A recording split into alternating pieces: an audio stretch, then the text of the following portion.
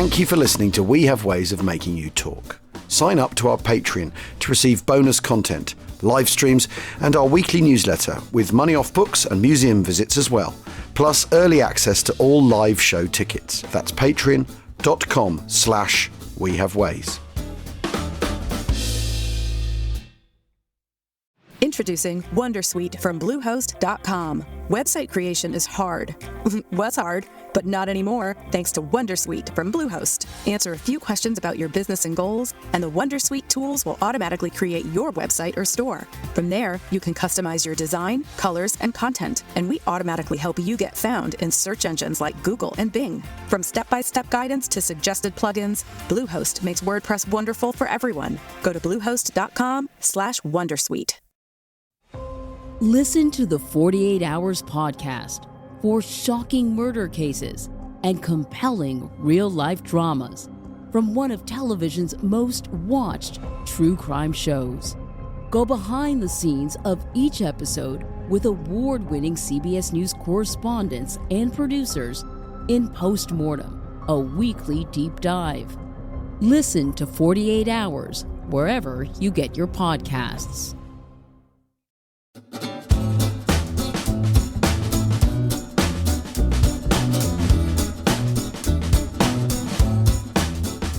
Day bombing is the bold, the aggressive, the offensive thing to do. It is the method and the practice which will put the greatest pressure on Germany, work the greatest havoc to his wartime industry, and the greatest reduction to his air force. We have built up slowly and painfully and learned our job in new theater against a tough enemy. Then we were torn down and shipped away to Africa. Now we have just built back up again and are ready for the job we all cherish: daylight bombing of Germany. Be patient, give us our chance, and your reward will be ample. Successful day bombing offensive to combine and conspire with the admirable night bombing of the RAF to wreck German industry, transportation, and morale. Soften the Hun for land invasion and the kill. Ladies and gentlemen, that was General Ira Eaker there. Yes. Thanks, General. In the case for day bombing. Thanks, General. Very nice to have you in the studio. I'm sure everyone's absolutely cherishing the prospect of bombing. I mean, Cherish is doing a lot of work there. Bloody hell. So that's, I mean, there we are. That's Ira Eaker literally stating the case for day bombing on the 17th of January, 1943. So if you listened to our last episode, A, thank you, and B, we hope you some of the salient points stuck with you, because we began with Schweinfurt 2, the second raid on the ball bearing plant in Schweinfurt, which was a disaster, I think it's fair to say. Yeah, I think it's fair to say. An absolute and then we disaster. charted, didn't we, the kind of development of the daylight precision bombing doctrine. And we left it just as FDR had sanctioned 50,000 aircraft a year, and the tempo of air bombing, of air power, and particularly strategic bombing campaigns were being sort of ratcheted up in the United States. But welcome to episode 2 of our series on the mighty 8th, on the United States 8th Air Force, based in the United Kingdom during its life in the Second World War. And we should probably just very briefly talk about the kind of the birth of the 8th Air Force and what's happening, how it comes to be in Britain. So the United States Army Air Corps becomes the United States Army Air Force in June 1941. And Tui Spots, who we mentioned earlier on, who is sort of the chief of staff to Arnold in the pre-war years, arrives in the UK on the 18th of June 1942 to take command of the newly formed US 8th Air Force. I'm just going to let my dog in. So he's taking command, and so there's a plan for this. You know, this is very much at the heart of America's efforts. This is part of Operation Bolero, which is the build-up of US forces in the United Kingdom. Starts with the 34th Red Bulls coming over, the infantry division coming over in January 1942, and this is a sort of natural extension of that, I suppose. Yeah, what Spots has drawn the conclusion. I mean, it's very interesting, the conclusion he draws from the German switch after the battle, or the end of the Battle of Britain, into night bombing. Is he's saying that their day bombing's not accurate because they haven't trained for it. And he's quite right about that, because it's a tactical air force, the Luftwaffe, strictly speaking. So they haven't really, although there is some argument about this, isn't there? That they haven't really argued for a strategic bombing campaign at all. They haven't prepared for one. And so the switch to night bombing is essentially improvised. So the bombing's not very accurate. Even when it's effective, it's kind of accidental. So his conclusion is, so we'll bomb by day because we know what we're doing. We've got the kit. We've got the mindset. And there is a sense that this is the American way of doing things too, that it suits the American mindset. It's sort of honest or something, trying to bomb by day, isn't it? You're not lurking in the shadows and all that. It's a kind of clean-cut way of doing things. And it's an air force is the thing to remember about, although fighters feature later in this story. And what's interesting is we've talked about, you said in the last episode, fighters, don't forget fighters are a defensive weapon, bombers are an offensive weapon. That actually the revolutionary thing that comes with fighters is that the Americans use escort fighters as an offensive weapon, don't they? Yes. That's how it develops into that. It develops into that, and that's actually the moment of revolution in their thinking is that they arrive at that, which is interesting because the final sort of pancake they flip over is that one, and that's the thing that then changes everything. It's I think really, really fascinating. But not at this stage. But not at this stage. So the fighter side of things, there is 8 Fighter Command joins in July, but it's all really quite small beer. Well, if you look at the makeup of the planned makeup of the 8th Air Force when it comes over to Britain and kicks off launched and created in June 1942, the plan at that point is to build up 16 heavy bombardment groups, each with 32 bombers and 3 pursuit groups only of 75 to 80 fighter planes each. So each bombardment group, just to reiterate, has 3 squadrons each. And the first units are starting to arrive that summer, but of course, it doesn't take long before there's a slight detour. So it's worth saying that the 4th of July 1942, this is the first ever 8th Air Force operation. It is 6 Bostons, twin-engine Boston bombers of the 15th Bomb Squadron, accompanied by 6 aircraft of 226 Squadron RAF. And the Bostons are borrowed from the RAF anyway. And 1 Boston is lost on the first mission, and 2 airmen missing in action. And the operations that are carried out in July are mainly actually the pursuit planes, the fighter planes of 8th Fighter Command with their very sort of small numbers, who are operating alongside RAF Fighter Command on little sweeps over into Europe and stuff. But the 17th of August 1942, this is the first proper mission by B-17s, American B-17s, 18 of them, all from the 97th Bomb Group, which targets Rouen in France, and there's no losses. But it's really important to stress that, here we are in the middle of the war in the summer of 1942. Yes, I know. And the 8th Air Force is tiny. It is not mighty at all. It's the tiddly 8th Air Force at this point. How are they getting the B-17s to Britain? They're not being shipped, are they? What are they doing? They're flying them. They're flying them on a route that goes to sort of Greenland, Iceland. Completely bonkers route to frozen, godforsaken stations where they come in, they refuel, they maybe have a kip, they have something to eat, and then they fly on. And very challenging runs, aren't they? These delivery runs. Yeah, they really, really are. And there's but hundreds of them eventually. I mean, thousands of them eventually. I mean, the amazing thing is after the North Africa campaign and the sort of freeing up of North Africa, following the Torch landings in November 1942, then they can do it a different way. They can sort of go down into the Caribbean, then they can cross over to kind of West Africa, and then they can go up to North Africa and then hop over the Bay of Biscay to England that way. So there is a sort of slightly more, it's a longer route, but it's the weather is sort of slightly kinder to them, to be perfectly honest. But the interesting thing is, by the time that Eaker writes his case for daylight bombing, which is on the kind of eve of the Casablanca Conference in January 1943, which is the conference between the British and the American chiefs of staff, and Roosevelt and Churchill both attend. They've only flown 39 missions or something. No, 29 missions. 29 missions that the 8th Bomber Command has flown by that point. So it's really, really piffling. And one of the main reasons is because a lot of the bomb groups that have been brought over for the 8th Air Force have then been siphoned off to North Africa, not least the 97th Bomb Group, which operates the first mission over to Rouen. And of course, it's not really surprising because you think of the very small bar with which the United States Army Air Corps begins in 1939, September 1939, just 17,000 strong in the entire Air Corps. You can't just click your fingers and those 50,000 aircraft just appear overnight. It takes time. So actually, the fact that they're operating as an air force at all, more importantly, their crews. I mean, of course, because the American model of training is intensive and it's lengthy, isn't it? These guys are training for months, aren't they?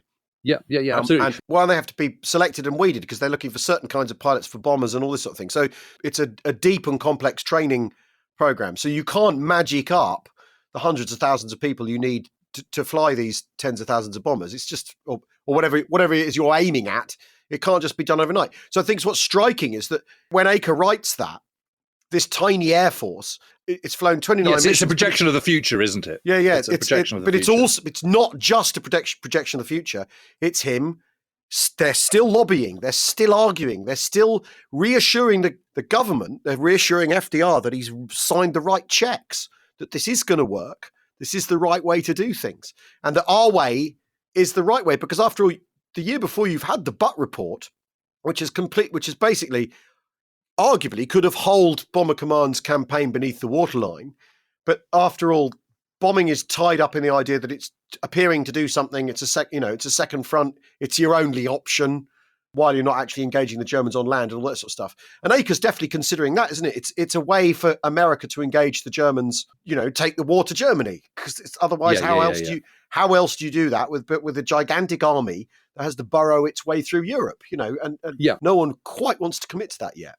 To extend that point, I think it's just interesting that this is also the same point where you have Americans lobbying for an Overlord-style operation that year as well, which they obviously couldn't.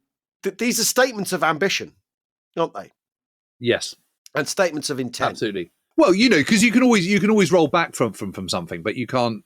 If you don't go, if you don't have these lofty aims in the first place, it's very hard to sort of keep your focus. So I think that's entirely justified and completely understandable. But I think it's interesting. So Spots is the first commander of the 8th, but he then comes over to command strategic air forces in the Mediterranean following Torch. So he's off, and Eaker is the obvious person to take over from him as commander-in-chief of the 8th Air Force, and does so in December 1943. But one of the reasons why they fit, it's interesting when you look at German bombers like the Heinkel 111 and the Dornier 17 and stuff, and you look at these, which are mid-1930s bombers, and they're looking tired and kind of out of date by the start of the war. The interesting thing about the B-17 is it absolutely isn't, and the B-24, consolidated B-24 with its tricycle undercarriage rather than being a tail dragger is even more so a sort of leap into the future.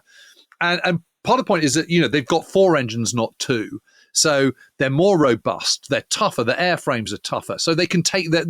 It is understood that they can take punishment as well as giving punishment with their 13 machine guns, and this is why it's worth just mentioning a rabbit hole here. Which actually takes us out of the 8th, but because this involves a B-17 of the 97 Bomb Group, which is one of the pioneers, one of the originals of the 8th Air Force, which comes over and flies on that mission to Rouen on the 17th of August 1942. But by the start of 1943, when Eaker is writing his case for daylight bombing, is in the Mediterranean, is operating out of Algeria, and on the 1st of February 1943, there is one particular B-17 called the All-American, which is part of the 414th Bomb Squadron, part of the 97th Bomb Group. And the bombardier is a chap called Lieutenant Ralph Burbridge, who some years ago I spoke to at some great length about this particular mission on the 1st of February 1943. He was from Missouri. He joined the USAAF just before Pearl Harbor, arrives in the UK in 1942. He's one of those who takes part in that first ever mission to Rouen on the 17th of August. And he's got 16 missions under his belt by the time he's posted to Algeria. So, he's well on the way to achieving that magical 25 that they have to do before they can go home. But anyway, they take off from Biskra in Algeria at 10:50 a.m. on the 1st of February to attack Bizerta, which at that point is in German hands, which is just in the port north of Tunis, in Tunisia. And at 1:40 p.m., they reach the lac de Bizerta, and they hit the port okay, and then they're attacked by 109s. And suddenly there's a 109 is attacking from 12 o'clock high, straight for them. Major Coulter, who's the squadron commander, his ship is hit, and they plunges to the ground, and that's that. And the second 109 then makes for the All-American. And the pilot, Lieutenant Ken Briggs, takes evasive action. And the 109 passes, and they all have a massive shoot. All the machine guns are hammering away at it, and then they feel this slight jolt in the plane. Nothing more than that, just a slight jolt. And the top turret calls out, "Sir, we've received some damage in the tail section. I think you should have a look." And the fort is still flying okay, but the trim's not working. So Briggs hands over to Engel, who's the co-pilot, and goes back. And he cannot believe what he sees, because the fuselage has been 3/4 of the way sliced off. Part of the ME-109's wing is still embedded. You see, the thing is, and we will post these pictures. There are photographs of this, which are absolutely incredible. The one on the ground, I can understand. I cannot believe it. But the one on the ground, I can understand. I mean, I can't believe it, but I can understand it. The one of them in the air, someone on another fortress had a camera, or someone. Yeah, well, I guess so. Or when it was coming home, they sent a lightning up or something to have a look. You know what I mean? But you got to get a picture of this. But anyway, the amazing thing is they make it back. Yeah, it's incredible. And they land, and even when it lands, it doesn't come to pieces. Yeah, and it makes the headlines in the Stars and Stripes. The unkindest cut of all, but bomber beats the rap. I mean, it's just amazing. But in a way, this just reinforces the Bombermen's view that that these fortresses, they've got this great machine that can take the hit. But anyway, back to Eaker's case for daylight bombing, because it's January 1943. It is the Casablanca Conference, and he's one of the men who is invited to come and attend this and do his bit. Tui Spatz is there to fight the US corner, but so is Eaker. And unlike most US senior commanders, Eaker had come really, really prepped because famously the American chiefs of staff are caught short by the British, who've absolutely ambushed them in terms of the strategic plans and don't have an answer for it. But Eaker is not one of those. Because he's clever, because he's smart. He's actually, I forgot to mention in the last episode, he's also done a course in journalism. So right. He can write. He can write this stuff. He can write. Exactly. He knows how to present a case. So he does this case for daylight for day bombing, and he points out, look, if we do this, and the RAF continue to bomb by night, then we can do round the clock bombing and give the Germans no rest. And that means that they can't have flak gunners working 24 hours a day, or they can, but that means they're going to have to halve their number. So that's an advantage. It prevents putting excess strain on the British airspace and comms, inarguable. It would be more accurate because it's daylight, and the British are all sort of, scratching their chins and they're rubbing their chins sort of sagely at this point, because they know that, well, maybe over El Paso, old chum, but try doing that over Schweinfurt. And he also points out the daylight bombing, and this is almost, I would say, the key argument of all, would force the Luftwaffe back to the Reich, where enemy day fighter force would be compelled to take to the sky to defend the airspace. Because this is a problem that the RAF have had up until this point, is they go over and do these fighter sweeps over Western France, and the Luftwaffe don't play ball, or very rarely play ball. And when they're bombing at night, fighters don't come into it. But what you're trying to do ultimately for the Operation Overlord, as it will become, the cross-channel invasion, is you need to clear that airspace. We'll go on to that later. But Jim, when you summarise it like that, who does it sound like it's tailored to convince? Winston Churchill is the answer. Yes, and it does convince him. And it does him. It does. And this shows, Eaker quite clearly has assessed, the target and has done some precision bombing on it. Churchill, anything where you can go to Winston Churchill and say, give the Hun no rest. Absolutely marvellous stuff. It's as if it's set Europe ablaze. Exactly. Nazis. It'll put less strain on British airspace, sir. And there's also that idea of it being more accurate, because at this time, it's only at the very end of the war where Churchill suddenly sort of starts to blanch about the strategic bombing campaign, isn't it? But the idea that it's more accurate has got to appeal on some level. But and also the idea that you destroy the Luftwaffe, force the Luftwaffe to battle, and all this sort of stuff. You can see that Eaker has really thought carefully about the fact he's got to get this by Churchill. And the words he's using. And the words language he's using. Exactly, the language he's using. And because Eaker, in his time in Britain in 42, has experienced quite a lot of pressure from the British to join the night bombing campaign. I mean, quite a lot of pressure, hasn't he? He's been told, you should just throw your lot in with us.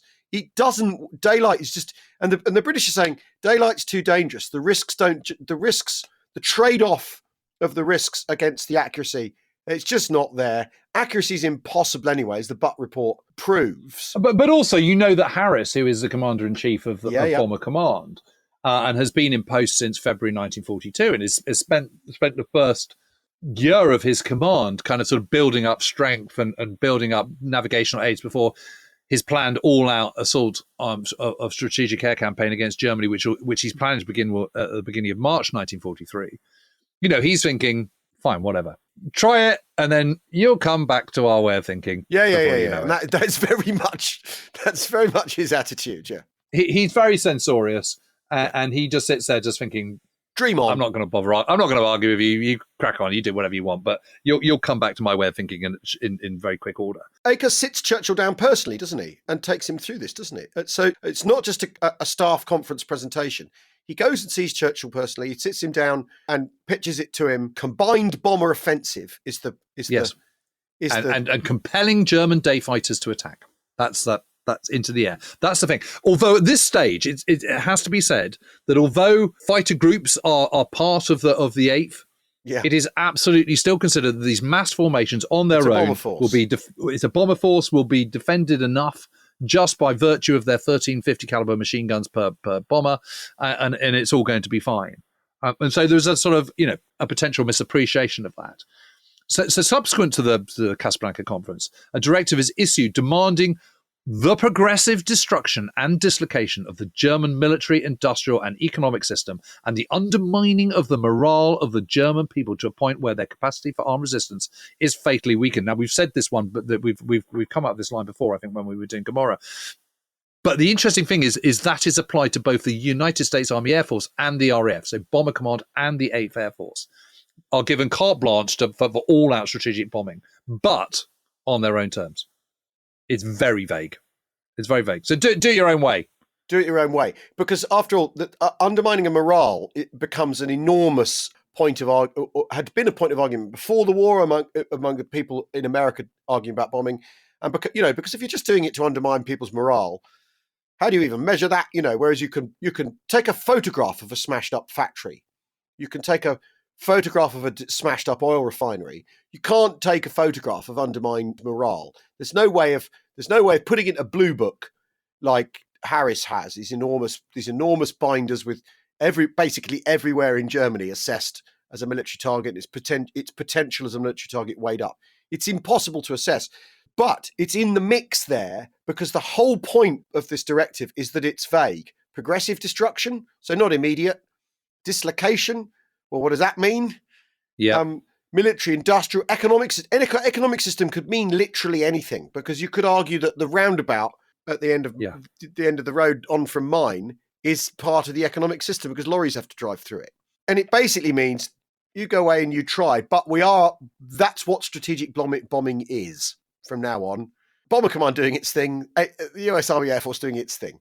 There isn't, we will attack oil, you will attack ball bearings, you do cities, we do whatever. Those arguments are removed from this. So in a strange way, it's a brilliant directive because it tells everyone what to do without telling them what to do. I think the other thing that's really interesting about this is because Eaker has spoken to Churchill, and because he has got, the Americans have got the green light for continuing daylight, inverted commas, precision bombing.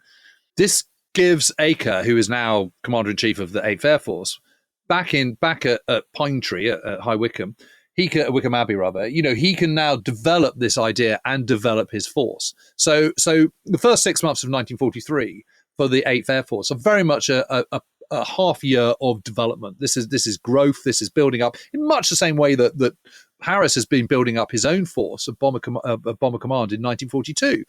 And it's interesting that the 8th Air Force begins life with 7 men and absolutely no aircraft whatsoever in February 1942. But by June 1943, it's got 4 wings, 18 bomb groups, 4 fighter groups, 6 bomb groups had arrived in the spring. But of course, all this takes time. It is growing. And certainly by June, it's capable of putting out kind of, 200, 250 bombers. But that's still nothing like enough. But it is a force that is on the rise. Well, because again, you fall into this problem they have pre-war, which you've got this idea, but there's an experience vacuum. So you've got to get these crews experienced. You've got to try some of this stuff out. But a big part of your bomber philosophy is that you do it by overwhelming the enemy with the giant bomber formation. You haven't got a giant bomber formation. Yeah. So let's go to the marshalling yards in Rouen. Let's go to France. Exactly. Let's do milk runs in Holland or whatever, and just sort of test the water a little bit. And that's fine. So 8th Air Force is doing operations in the first half of 1943, but one has to kind of make it absolutely clear that these are pretty small scale in the big scheme of things. There are occasional ones into the Ruhr or up to sort of Bremen and Wilhelmshaven and all this kind of stuff. But for the most part, these are what would later be called a milk run. But at the same time, Eaker is also thinking really hard about how this all looks once he's got his force at a kind of certain strength. What will they be able to achieve? What will they do? And what he comes up with, which is a development of his case for daylight bombing, encouraged by his conversations with Churchill and others at the Casablanca conference, which is the combined bomber offensive, the CBO. And this is approved by the British Air Staff, but because it's his and it's so obviously his, it becomes known as the Eaker Plan. And this acknowledges that Luftwaffe fighter strength is growing, and thus the success of bombing Germany is dependent on destroying German fighter strength. And Eaker refers to the immediate objective as destroying German fighter strength. And what he means by immediate is immediate. Yeah. He says that the German fighter force is taking a toll of our forces both by day and by night, not only in terms of combat losses, but more especially in terms of reduced tactical effectiveness. If the German fighters are materially increased in number, it is quite conceivable that they could make our daylight bombing unprofitable, and perhaps our night bombing too. So he's saying we need to do something about fighter strength right now, which is really, really interesting, isn't it? Because that's a mile off from the bomber will always get through. Our bombers have sufficient defensive firepower to do anything they possibly need to. Yes, and it's not that Eaker's not looking at what is happening in North Africa. And, what happens to the All-American is it's attacked by Messerschmitts. One of them shot down. One of them makes it home, but with 3/4 of its fuselage sliced in half. Yeah. So you can take a number of lessons from that. You can say, well, it's great that the B-17 is so robust, but you can also say, fighter planes, they are getting through here. So literally, Eaker is not an idiot, so he's sort of starting to get that. But he's also, I mean, he's playing the cards he's been dealt by previous policy and procurement, isn't he? I mean, like you've said, he can't magic up a fighter wing to solve the problem, and he hasn't got a long range fighter either, because critically, that's an idea that people have simply said is impossible, or just not thought about. They just haven't applied themselves in the same way they have to a kind of bomb site or something. Well, it's interesting because they do drop tank experiments in the 1920s and basically go, yeah, they work. Oh, well, we're not going to need them. Whatever. We're not going to need them because the fighter isn't a threat to our bomber force anyway. So the ideas are there, but they haven't been seized upon. But what you see in this crucial 6 months, and you have to see in the 8th Air Force, what you're talking about is you are talking about the evolution of American strategic bombing of Germany. So the evolution of that strategy is developed by Eaker in this first 6 months of 1942. So it's a really, really formative moment in the history of American air power, but more specifically the history of the United States 8th Air Force. And what he's starting to realize is that actually that intermediate target, that immediate target, the first priority is the German aircraft industry and indeed the Luftwaffe. So what he starts to envisage is the gradual destruction of the Luftwaffe in terms of targeting airframe, aero engine component and ball bearing plants and hammering these repeatedly whilst at the same time drawing enemy fighters into the air. Yeah. That's the strategy. So he says, it is emphasized that the reduction of the German fighter force is essential to our progression to the attack of other sources of the enemy war potential, and any delay in its prosecution will make the task progressively more difficult. So what he's saying is we need to knock the Luftwaffe on the head now, then without the Luftwaffe, which is our most dangerous, the German fighters as a day bomber, that is our most dangerous enemy rather than flak, rather than an anti-aircraft gun, and he's absolutely correct, because a fighter pass has a kind of 1 in 5 chance of hitting, whereas an anti-aircraft shell has a 0.002% chance of hitting. So he's absolutely bang on that. But does he have the means? It's the simple question, Nick. Well, no, absolutely, and this is the point, because what you're seeing is now we're actually in the war. We can start to practically test the theories of the 1930s, and while our ultimate tenet, i.e. bombing is what it's all about, is true. What is clearly where we've undercooked is on the fighter escort bit. And how do we overcome that? Well, how we will ever be able to bomb the way we intend to bomb, that we've got to get over that fence, perhaps. And also, we've got to do some testing here, because we've got to see whether these mass formations of bombers, once you've got a formation of 300 bombers in tight boxes, in tight closed convoy formation, will that be enough to kind of get through to these targets where because that's the interesting thing is that very conveniently, the Ruhr industrial heartland is in the west of Germany, which makes it geographically, very straightforward for bombers flying out of East Anglia or Lincolnshire to attack it. Fly across Holland, you're there. basically. Yeah, and you're there. It's really straightforward. The problem with the aircraft industry is that most of it is deep into the Reich, and a lot of it is in the southern part of the Reich, around sort of Munich, Bavaria and engineering. Schweinfurt, Bavaria, and even into Austria, sort of Wiener Neustadt and all the rest of it. Bomber Command, Harris has basically gone, yeah, that sounds great in principle, but don't worry, we're going to carry on doing our thing, because he's basically resorting to the Casablanca directive, isn't he? Where he's going, we're by any means possible, each to his own. Thanks very much. I mean, I'm sure you're right, but good luck again. Because Harris's attitude is just, I got to make this thing work. I got to protect my crews. I'm not interested in bright ideas, basically. And he also just doesn't believe that bomber formations, even if they've got, mass numbers of 50 caliber machine guns, he just doesn't think they're going to be able to protect themselves. So he thinks the whole plan is entirely flawed. He is literally just sitting back, waiting for the 8th Air Force to sort of toe his way of thinking. But having said that, Eaker comes up with this plan, which is, this is the strategy that we should have. It should absolutely focus on destroying the Luftwaffe and the German aircraft industry as a primary target until we can, and when we've done that, then we can think of other targets. And this is handed over to Harris to tweak, and he goes, yeah, absolutely fine, whatever, as long as I can retain control over what targets I choose. So he goes, fine, you crack on. So this is signed off by the combined chiefs of staff. It's worth noting, isn't it? Eaker gets along with everyone. He's very charming, isn't he? So there's a big. No, Harris likes him, and Harris likes him. They really get on, don't they? And they weekend together and stuff. And he gets on. He can handle Portal really well, and he's great. So I think what's really interesting is often when people talk about Allied strategy, they look for butting heads, don't they? But this is a situation where actually there are all these people who are disagreeing, but they're getting along terribly well. Actually, Eaker is incredibly good at charming everyone and being friendly and all that, isn't it? So that there are disagreements here, and they're big disagreements, they're important disagreements, but that no one's falling out with anyone, are they? Harris is like, well, you do your thing, chum. And it's not the sort of more acerbic Harris who people maybe think of. He's signing his memo going, no, that ain't happening for us. Good luck. I mean, when Eaker arrives in the UK, Harris is very keen on encouraging him to night bomb and pick his brains and all this sort of stuff. And there is a frank exchange of information. So this isn't a thing that's happening into sort of completely separate bubbles, is it? Which I think is really, really interesting. It's not an allies at war thing, this. Oh, absolutely not at all. Harris is just saying, good luck with it, but we've got our way, and this works for us. You crack on and absolutely get the benefits of round the clock bombing. I get all that, and I understand the benefits of doing this. I wish you all the best. I just don't think it's going to work. But happy to be proved wrong. But the result of this, is Operation Point Blank.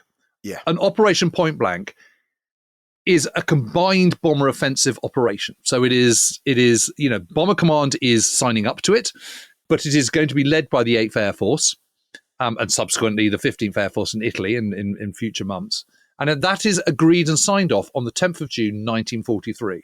And this is the moment where suddenly 8th Air Force has a raison d'etre. That it's built up some strength. It's got a mission. And the mission is the destruction of the Luftwaffe and the German Air Force. This is what it's all about. And there is another incentive for this and for the signing off of Point Blank, because it has been agreed in the month before, in May 1943, at the Trident Conference between the British and the Americans in Washington, that Operation Overlord is going to be the priority objective. And Operation Overlord, as we all know, is a cross-channel invasion, which at this point in 1943 is scheduled for the 1st of May 1944. Yeah. And for that to happen, an absolutely non-negotiable prerequisite is clearing of the airspace of Northwest Europe. And the reason you need to do this is because, and it's worth just saying this very quickly before we come to the break, is because the moment you land in Normandy, the cat is out of the bag, and then it's a race for who can build up men and material quickest into the bridgehead. Will it be the Allies who've got to get across the channel in shipping, or will it be the Germans who've already got a foot on already on the continent? So the way you slow that down is by hampering the Germans' ability to get to Normandy. And you do that by destroying bridges, marshalling yards, railway lines, their lines of communication. And you can only do that by very, very accurate low-level bombing in sort of medium bombers, twin-engine bombers. And you can only do that if you've got command of the airspace. You can't do that if you've got Messerschmitt 109s and Focke-Wulf 190s hovering over you. So you absolutely have to clear the airspace before you can do the invasion. So the matter of German fighters, which Eaker has been stressing, and trying to do something about German fighter dominance, is now not just central to his bombing strategy, but actually central to the entire direction of Allied strategy for the following year. Against Nazi Germany, correct. Exactly. And so exactly. everything is on them. And this is why what they're doing and why Point Blank is so absolutely key. It is almost the key strategy in 1943 for the Allies for the rest of the war. I mean, up until D-Day, certainly. So a huge amount is resting on the shoulders of this still very fledgling Air Force as it is in the summer of 1943. So we will take a break and then we'll come back and see, well, who they are, what they are, and how that task might pan out in 1943.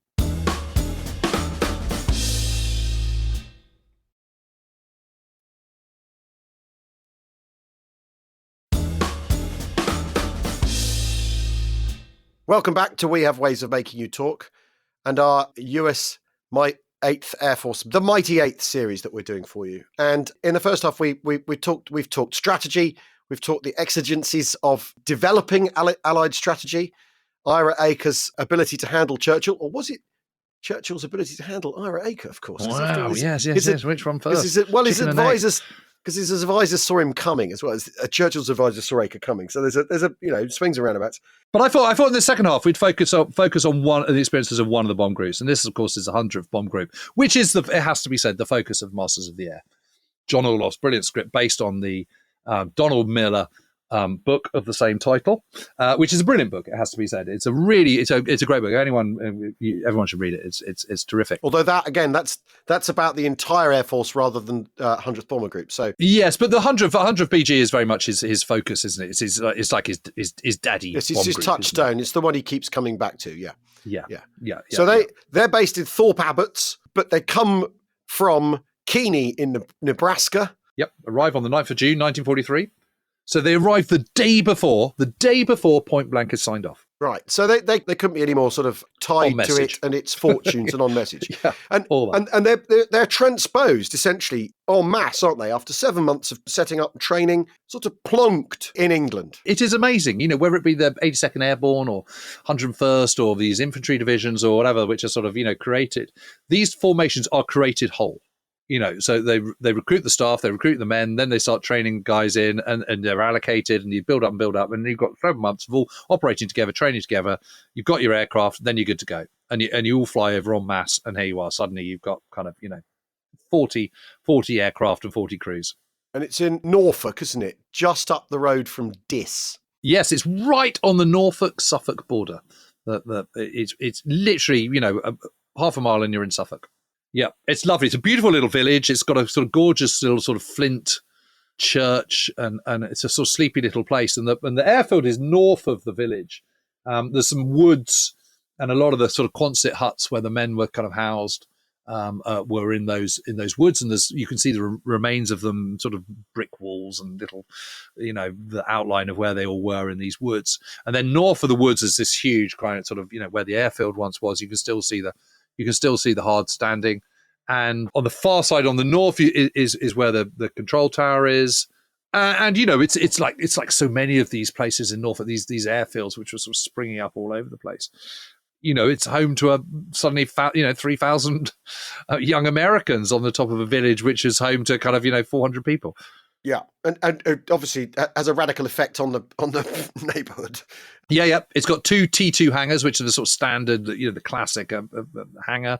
52 hard standings built, massive office buildings, maintenance sheds, and it's given the number Station 139, built by the British, incidentally. Yeah, but there's an engineering company or a hardcore company or someone providing concrete who's making a tiny packet. It's all McAlpine and Wimpy. It's all those names that are still there to this day. Incredible. They're the people doing it all. Yeah. Right. Yeah. And so 100th Bomber Group, they're part of the 13th Combat Wing alongside 309th Bomber Group and 95th Bomber Group. Are you keeping track, everyone? So, what I do love about the Americans, it's all big numbers. It's all hundredths, 390ths, 95ths. You're immediately into 3-figure numbers for formations. Like there's not going to muck about with a first and second. We're straight up to the 100th. So they've arrived on the 9th of June, and they fly their first combat mission basically 2 weeks later. So the original numbers that come over, I think it's 36 crews or 40 crews that come over. And these are known as the originals, coming over on the 9th of June, 1943. And it's part of the 13th Combat Wing alongside the 390th and the 95th Bomb Group. So these guys are very often kind of sort of operating together. And which of these bomb groups ends up at the bottom and the back is rather depends on, the results of who gets off best and worst on any particular mission. But anyway, they flew their first mission on the 25th of June, 1943. Just 3 losses in the 349th Bomb Squadron. And it's worth just mentioning 2 of the originals, who are Major Gale Buck Cleven and Major John Egan. And Egan had reached England back in March 1943 and then joins the 100th on its arrival as the operations officer and then becomes the commanding officer of the 418th Bomb Squadron. Egan's short, skinny, 27 years old, so still pretty damn young. Yeah. You say young, I say old. I mean, for these people, he's an old timer, isn't he? Yeah. Young enough for me. I mean, I just think how when I was 27, how utterly unsuited I'd have been to any of this. Oh my God, yeah. But compared to them, he's ancient, isn't he? Essentially, and then Cleven's 24 years old, and given command of the 350th Bomber Squadron in July 42. I mean, I just think again we do talk about this a fair bit. Or we have over the years, how young these people are and the responsibility they have, and how obviously the Air Force can recognise who it wants to give the responsibility to, and then people rise to it. I think it's just absolutely just that responsibility alone before you fly into combat, just extraordinary. All those people looking to you for decision and example, and all that sort of stuff. Absolutely. So much resting on your shoulders. I remember talking to Billy Drake, the legendary fighter pilot in the RAF. He commanded, he was shot down over France in Hurricane in 1940, later commanded 112 Shark Squadron, Kitty Hawks in North Africa. And he said, you have no idea how much responsibility you have as a kind of sort of 23-year-old as a squadron commander. He said, it's extraordinary. You were just left to run the show as you wanted. And he said, if I didn't think someone was up to it, I'd just fire them. I'd just get rid of the pilot. He said, he said that may sound really tough, but he said, it's a deadly business. You've got to be tough. You're sparing them in one way, aren't you? Of course, but that kind of sort of that thought really kind of applies to bomb groups and bomb squadrons as well. Anyway, the thing about Cleveland and Egan is that they've been mates since joining the Air Corps together at Randolph Field in Texas back in 1940. So they're really, really tight, best of mates, and they're now in the same bomb group together. They're both living at Thorpe Abbots. They're super tight.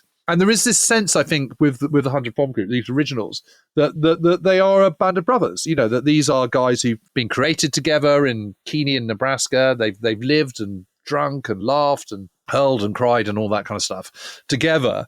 And here they all are on this big adventure. But they're going first, so that's the thing that really... And they're the pioneers. They're testing it. They're testing the theories from the 1930s, the evolving theories of men like Ira Eaker, Commander-in-Chief of 8th Air Force, and they're the guinea pigs in many ways. But they're excited by this. They're cherishing the bombing missions. That's still very much the forefront. That Eaker was saying in January 1943, they're still thinking that in June 1943, 6 months further on. These guys are pumped. They're up for it. They think they're going to be the heroes that are going to change the way warfare's fought. And yes, it's not without its dangers, but it's an awfully big adventure. No one's sitting there thinking they're all going to get shot down in droves. That is just not on their radar at all.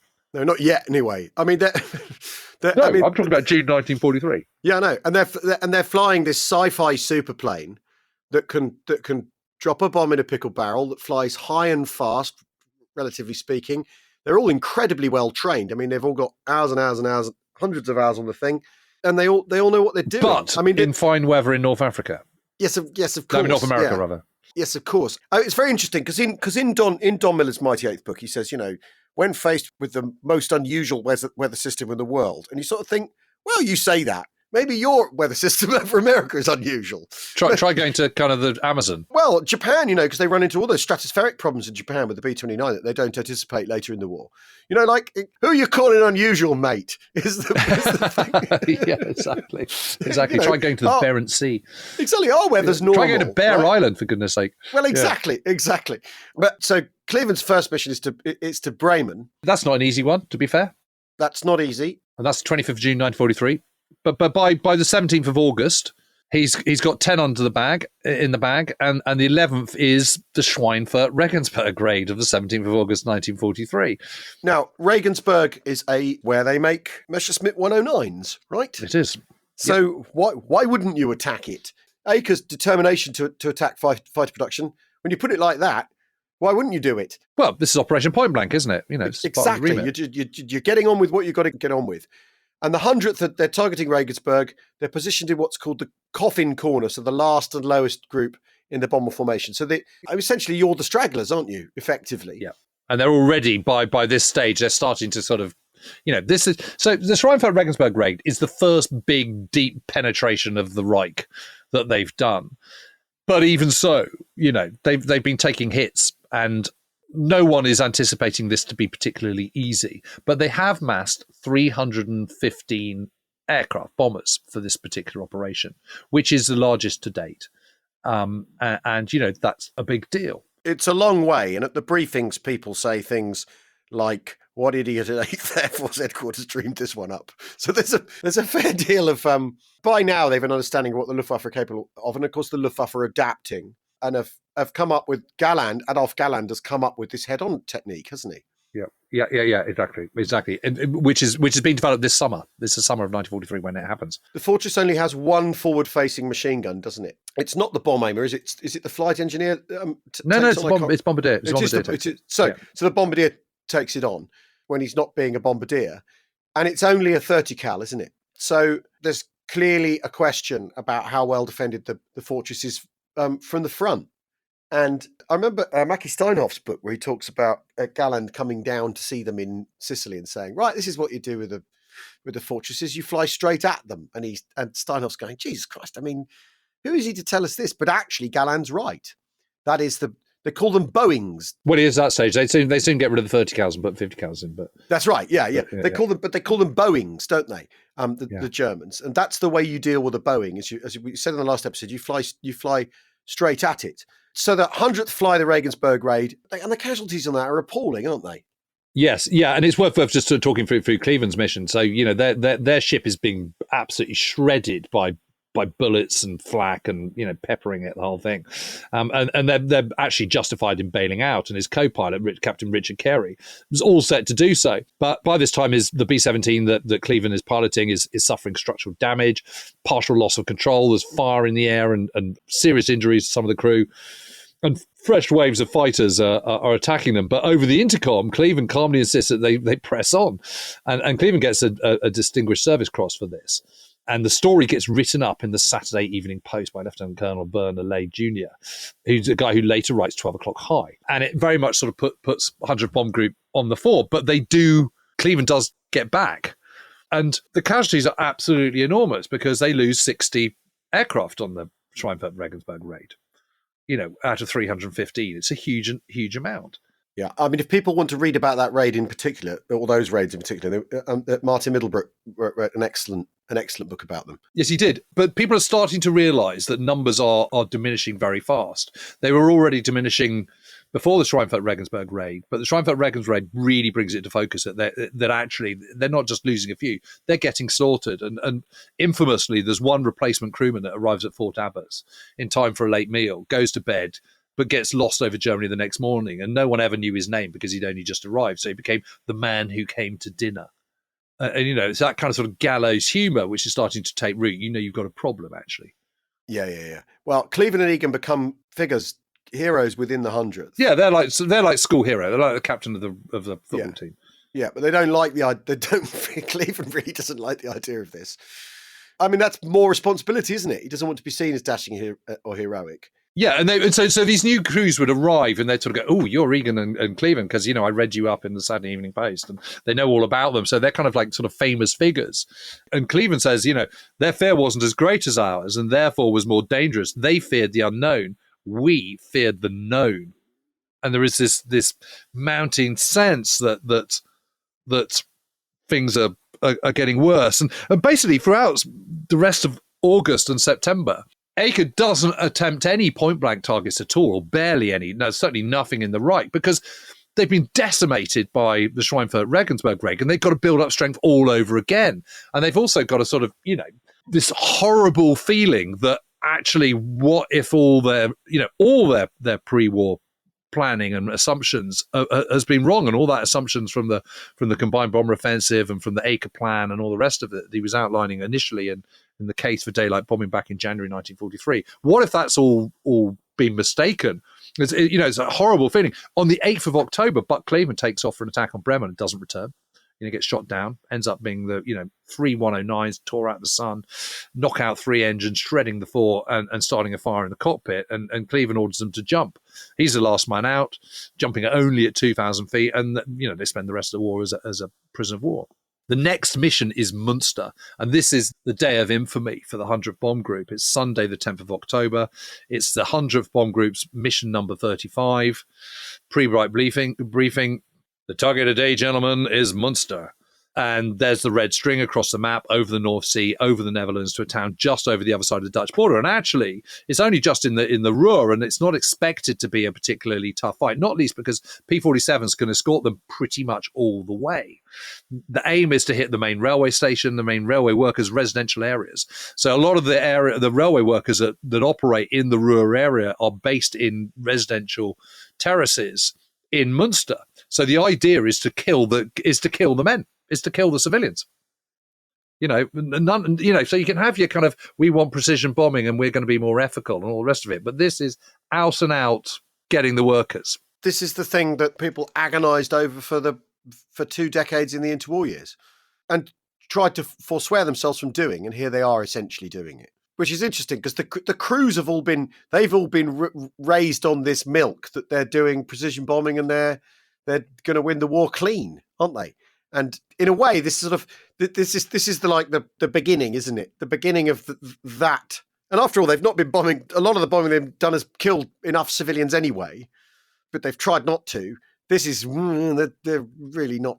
They're not trying not to here in this instance. No, and there's discomfort about this amongst the bomb crews, amongst the crews as well. They're not quite sure about that. But Egan is flying that day, and he's flying with Captain John Brady in Mademoiselle Zigzag, and they take off as the lead ship at 11 minutes past 11 a.m. on that Sunday, the 10th of October, 1943. Part of this concentrated, massed effort to hit point-blank targets. First time since the Schweinfurt-Regensburg raid in August, and now it's October 1943. So 53 bombers of the 13th Combat Wing are assembled over Great Yarmouth, and the 100th is forming the bottom and back. Oh, Again, no. This is Coffin Corner. Corner. Coffin Corner, behind the leading 95th Bomb Group. Over the North Sea, 4 bombers turn back. Let's say you're turning back, right? Yeah. You've got an engine problem. What if you turn back, you land back, and there's nothing, it transpires there's nothing wrong with your aircraft? Is there an LMF thing although we've talked about that, a lack of moral fibre thing? Yeah, you do get in pretty big trouble, I think. You get in pretty big trouble. Okay. I don't think it's called LMF. So turning back isn't done lightly, is what I'm saying. No. So far in these 2 podcasts, we've made very clearly the case for turning back. No, but I suppose if you think the 100th Bomb Group is having this very intense period of combat operations, you've survived. You've survived Bremen, but you've got some damage and it hasn't quite been fixed up, and you suddenly realise the hydraulics aren't working, or something. Obviously, you don't want to be going over if you've got a slightly dud aircraft. So I think that's entirely understandable. But of course, one has to remember that by October, in a way that hasn't been. Gomorrah, the destruction from Hamburg, is at the very end of July, beginning of August 1943. By the time of the Schweinfurt-Regensburg raid, the air defence system hasn't been overhauled. By the beginning of October, it absolutely has been overhauled, and it's very much the same basis that the British air defence system is based, the Downing system.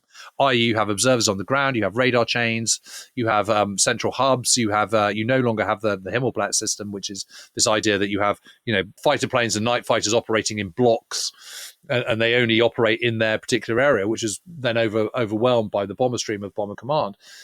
By this stage, you've got fighter aircraft all over the Reich.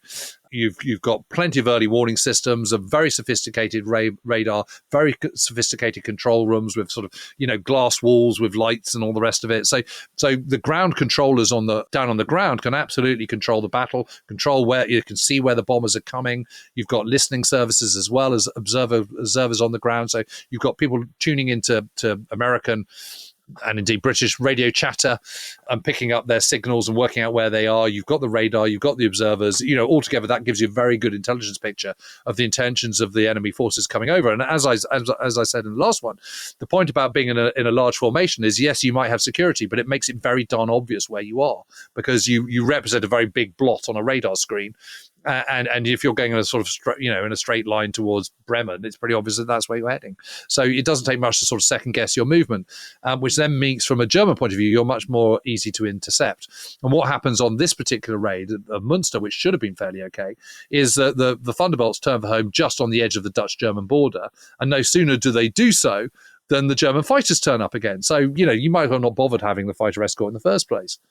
And the bombers are just lining up on the IP, which is the initial point, the start of the bomb run, when out of the sun at 12 o'clock high again come 200 enemy fighters head on.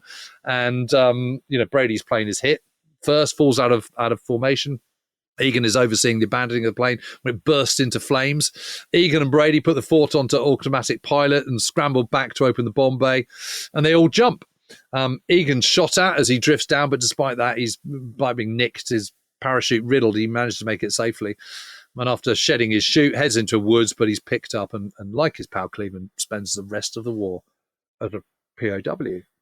And what the Germans are doing is they're not only deploying the Galland approach of attacking head on, they're also focusing on one combat wing at a time. So that rather than going for the whole formation, they hone in on one bit and smother that and pick them off at a time. And it's an incredibly effective way. In 7 minutes, the 100th Bomb Group ceases to exist because they're flying 13 ships that day and 12 of them are shot down. And only one makes it home from Munster. And that is damaged with 2 engines missing. So that's kind of, that's effectively 100% gone. And what is amazing is that on the 14th, Black Thursday, so just 4 days later, the 100th Bomb Group is still expected to fly on Schweinfurt 2, because you never fly all your ships in one mission, a bit like you would have left out a battle with an infantry unit. And amazingly, on that day, all of them survive because they're not in the coffin corner. They're in a different part of the, the Germans haven't picked on them on that particular occasion, so they managed to get back. But since those 140 crews, those 40 crews have arrived on the 9th of June 1943 to October. So what's that? That's 4 months, isn't it? In 4 months, they've arrived with 140 officers. Only 3 remain. And since the beginning of October, it's lost 2 squadron commanders, 4 lead crews, and 3 operations officers. You see, if I didn't know what was going to happen next, as it were, how on earth do you sustain this? How on earth do you justify sustaining this? Or what the hell do you do about it? This is the moment of crisis, because the fact of the matter is, by this moment, middle of October 1943, less than 1 in 4 crew members could expect to complete 25 missions. Such is the attrition rate. 2/3 of crews could expect to die or be captured. 17% would be wounded. Only 14% of a crewmen that arrived with the 100th Bomb Group made it to 25 missions. I don't like dem odds, is what I'm saying. No, it's amazing. And the fact remains that 77% of the Americans who flew with the Mighty Eight from its start back in June 1942 to June 1944, D-Day, that's 2 years, would become casualties. So what that leaves you with is, by mid-October, Eaker's plan is being shredded. 8th Air Force is in crisis. Point blank doesn't look like it's got a hope of ever being achieved, because you can't get into the Reich without fighter escorts. The fighter escorts they do have are ineffectual because they have to turn back too soon. And you've got a massive, massive problem on your hands, of which there is not, there is no obvious, immediate, short-term solution. And the clock is ticking towards D-Day, which is still scheduled for the 1st of May 1944. And at that point, you have to have the skies over northwest Europe completely clear of the Luftwaffe. And that is a million miles away in the middle of October 1943. And that objective in itself is a million miles away from all the clever people with their good-intentioned thinking before the war. The intention of the bomber arm was to bring about a decision in a future war, but not by creating destroying the enemy air force, but by intervening strategically against the enemy. which the assumption was not by encountering an Air Force, but it may turn out that strategic bombing is actually the way you deliver a strategic outcome, but not by the way you originally envisaged, which I think is really, really, really fascinating. Well, in the next episode, we're going to be turning our attention to the fighter force, which is the contrast between the fighter force and the bomber force. It just couldn't be more stark. And we'll be looking at that, and we'll be looking at the crisis and how the US 8th Air Force starts slowly but surely to overcome that crisis. And it's just so interesting. And at the same time, also deal with its expansion that's coming, because there's a coming expansion. That this is the thing, or that the whole of this period that we're talking about, there are replacement aircraft, there are replacement crews coming in, and there's tons of stuff, just this amazing permanent flow, which partly answers the question of how Eaker's able to keep doing this over and over again. Anyway, we will be back with another installment. Episode 3. We haven't made a commitment to how many it will be in the end. If you want them all at once, though, rather than once as they dribble out, search for our channel on Apple Podcasts and subscribe with just those 2 easy clicks. It's ad-free, and we have curated playlists of our previous episodes. So our episodes sort of shepherded like wayward sheep into different pens, and you can then clip on your woolly favourite. Or, of course, you can join patreon.com/wehaveways, where you get that and a live cast, so you can spy on me and Jim in our respective man caves discussing the Second World War, usually on a Monday night, every other week, and very often with a glass of wine, and guests, and interaction with you, our sweet listeners. Thanks for listening. We'll be back with more Mighty Eighth very soon. Cheerio. Cheerio.